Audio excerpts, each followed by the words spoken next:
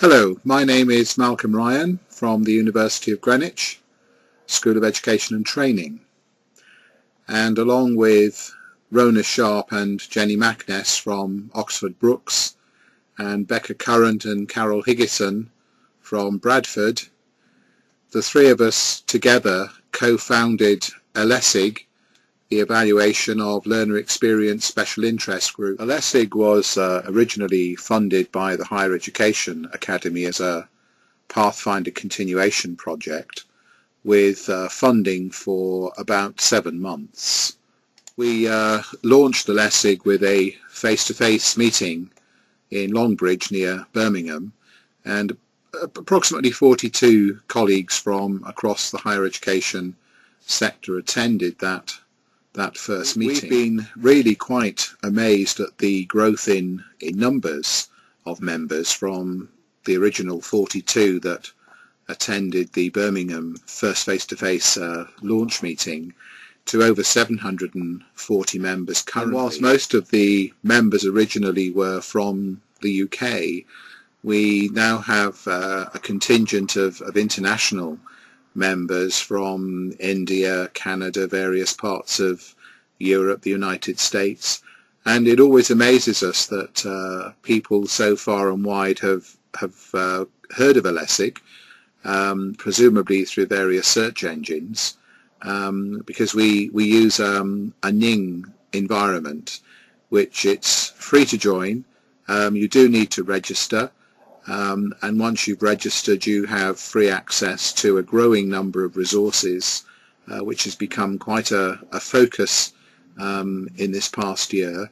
And also it allows you access to our face-to-face symposia and our webinars. In the 2 years since its inception, we've run about 6 or 7 webinars online using a range of technologies, and the recordings of those events are held on the ELESIG website. We've run 8 face-to-face symposia, day-long events in various parts of the UK, and we've also run 2 summer symposia which were 24 hours, starting on lunchtime of one day and finishing with lunch the following day with dinner and overnight accommodation. I think something else which really excites us, over the past 18 months we've seen a growing number of young and emerging researchers joining ELESIG. So alongside the well-established people who've been researching the area for some years, some of whom really were the pioneers in this area, we do have a lot of new young blood joining the community. I mentioned earlier that ELESIG was only funded initially for a 7 or 8 month period, with no promise of continuation funding beyond that time. We've been really lucky because we have actually managed to secure some additional small grants from the Academy, but more importantly we've been sponsored by quite a number of colleagues from the community itself. So for example, in late January we held a face-to-face symposium at the University of Reading, who generously donated the accommodation at no charge, and we simply paid for the refreshments.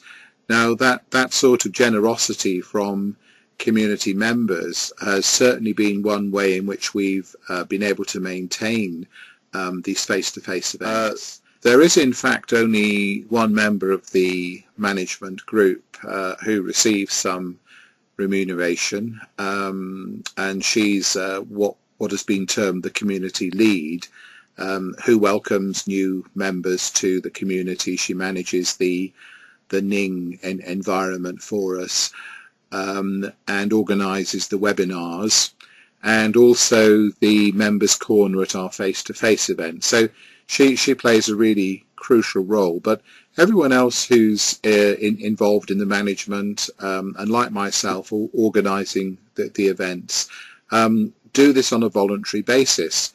And some people have asked, well, why? And I suppose simply, well, there are many reasons. One is that it is an enjoyable thing to do. I derive great satisfaction from organising a successful face-to-face event. I'm a fairly gregarious sort of person. I really like meeting people. I always get a lot out of the events myself. I have to admit it's become easier and easier to run them. We have a bit of a formula now.